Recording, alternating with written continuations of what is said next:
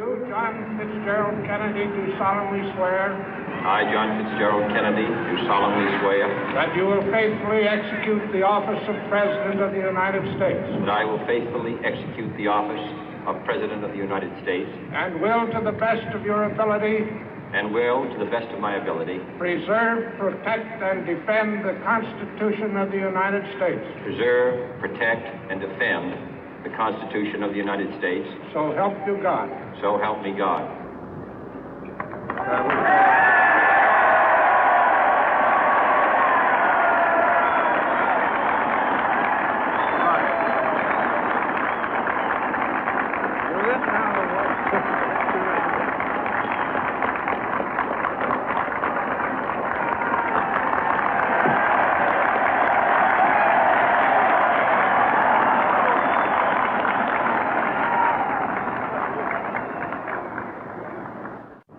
Vice President Johnson, Mr. Speaker, Mr. Chief Justice, President Eisenhower, Vice President Nixon, President Truman, Reverend clergy, fellow citizens. We observe today not a victory of party, but a celebration of freedom, symbolizing an end as well as a beginning, signifying renewal as well as change. For I have sworn before you and Almighty God the same solemn oath our forebears prescribed nearly a century and 3/4 ago. The world is very different now, for man holds in his mortal hands the power to abolish all forms of human poverty and all forms of human life. And yet the same revolutionary beliefs for which our forebears fought are still at issue around the globe. The belief that the rights of man come not from the generosity of the state, but from the hand of God. We dare not forget today that we are the heirs of that first revolution.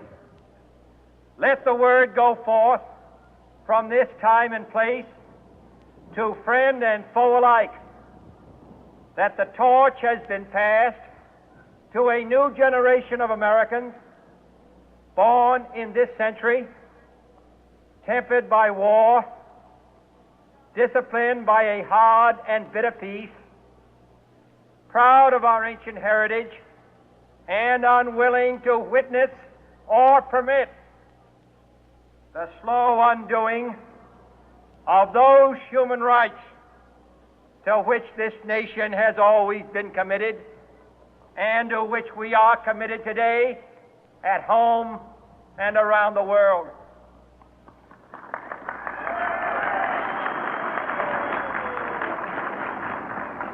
Let every nation know, whether it wishes us well or ill, that we shall pay any price, bear any burden, meet any hardship, support any friend, oppose any foe to assure the survival and the success of liberty.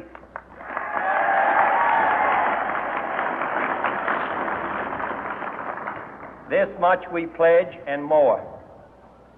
To those old allies whose cultural and spiritual origins we share, we pledge the loyalty of faithful friends. United, there is little we cannot do in a host of cooperative ventures. Divided, there is little we can do, for we dare not meet a powerful challenge at odds and split asunder. To those new states whom we welcome to the ranks of the free, we pledge our word that one form of colonial control shall not have passed away merely to be replaced by a far more iron tyranny. We shall not always expect to find them supporting our view, but we shall always hope to find them strongly supporting their own freedom, and to remember that in the past, those who foolishly sought power by riding the back of the tiger ended up inside.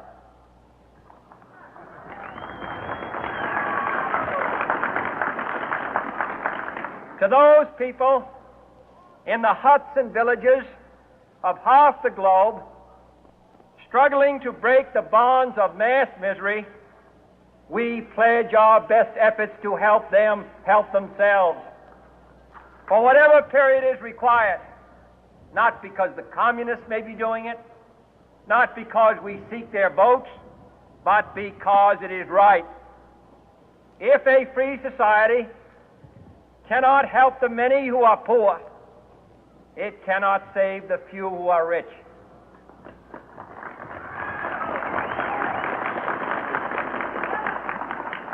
To our sister republics south of our border, we offer a special pledge to convert our good words into good deeds, in a new alliance for progress, to assist free men and free governments in casting off the chains of poverty. But this peaceful revolution of hope cannot become the prey of hostile powers. Let all our neighbors know that we shall join with them to oppose aggression or subversion anywhere in the Americas. And let every other power know that this hemisphere intends to remain the master of its own house.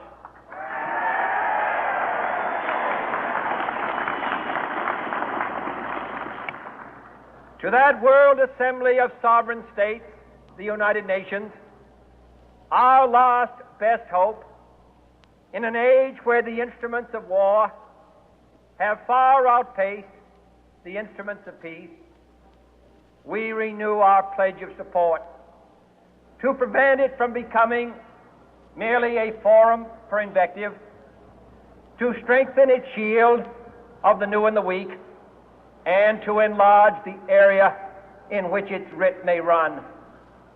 Finally, to those nations who would make themselves our adversary, we offer not a pledge, but a request that both sides begin anew the quest for peace. Before the dark powers of destruction, unleashed by science, engulf all humanity in planned or accidental self-destruction, we dare not tempt them with weakness, for only when our arms are sufficient beyond doubt can we be certain beyond doubt that they will never be employed.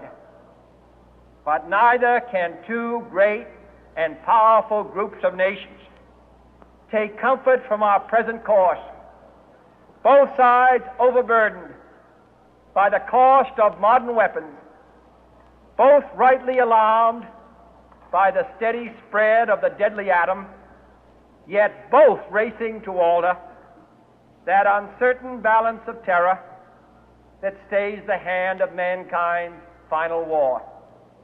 So let us begin anew, remembering on both sides that civility is not a sign of weakness, and sincerity is always subject to proof. Let us never negotiate out of fear, but let us never fear to negotiate.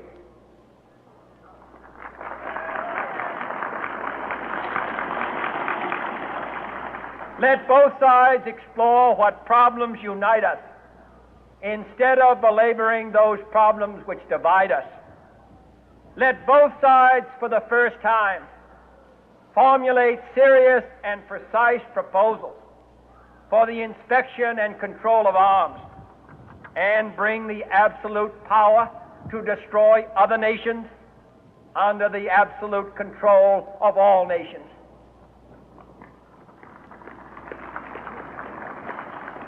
Let both sides seek to invoke the wonders of science instead of its terrors.